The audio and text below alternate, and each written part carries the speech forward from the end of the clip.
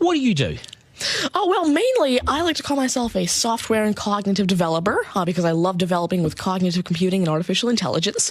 I am an algorithmist. I love working with, designing, and implementing algorithms. I'm a keynote and TEDx speaker. I'm an author. I've written a book, and I'm working on another one about IBM Watson.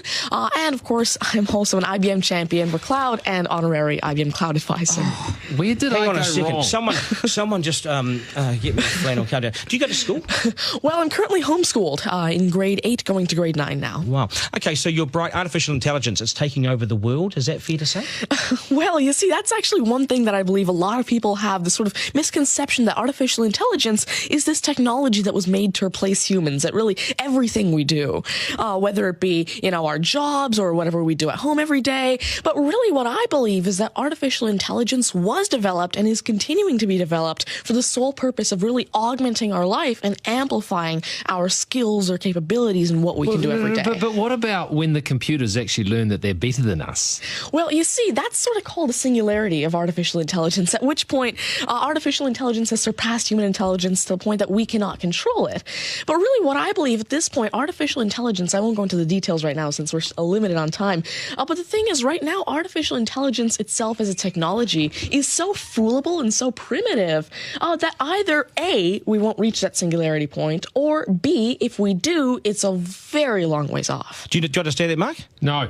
I couldn't. I wanted to take notes for the exam at the end of this. You lost them in the first sentence. Could I perhaps offer you a golf ball? There you go. Thank you very much. You do this YouTube channel, which you teach people. What is that all about, and who is your target audience? Yeah, sure. Now, I actually have a YouTube channel called TANMAY Teaches that I've been running for around 6 years now, and it has over 144 videos and now 22,000 subscribers. And so on it, I love to teach about computing, really programming, these algorithms that I develop, machine learning especially, math, science, and especially technologies like IBM Watson. Because, of course, I like to share my knowledge because I realize that there's this lack of resources for people to learn about technologies like AI, which is why I absolutely love sharing my knowledge through, of course, these YouTube videos, the books that I'm authoring, the keynotes that I have, and really Watson comes in here in such a great way because Watson allows me... What's Watson?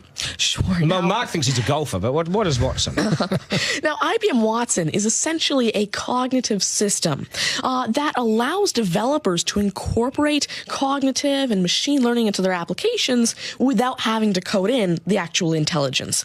And what this means is that, of course, right now, really one of the main reasons developers aren't incorporating more machine learning into their apps is because it's so hard to do. It's really difficult to incorporate intelligence because... Has the I'm going to take this somewhere else, this interview. Has the Homeschooling Association of the World got hold of you as the front person? Well, there is actually a Homeschooling Legal Defense Association, I believe, HSLDA in Canada, and I actually had a keynote for them last year in Niagara Falls. You're the poster boy for homeschooling, aren't you?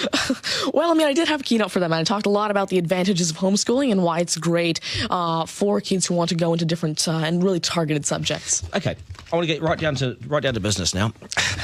When did you realise you were bright and smarter than most? Well, I originally started coding when I was 5 with simple languages like Fox Pro and Batch. But eventually, at 9 years old, I had my very first iOS app accepted into the Apple App Store called T-Tables. But did your mum and dad do something to you between 0 and 5 that plug you into the wall? What did they do to you at 5? At 5, you were Are you smarter than your mum and dad, by the way?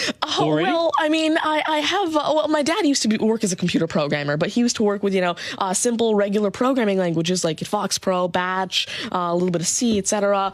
But you see, now I'm really interested in artificial intelligence and how it can actually be implemented on all these different platforms. You'd be a nightmare to teach. You'd be an absolute nightmare to teach, wouldn't you? Because you'll be smarter than the lecturers, and you would be. I never want to get in an argument with you, ever.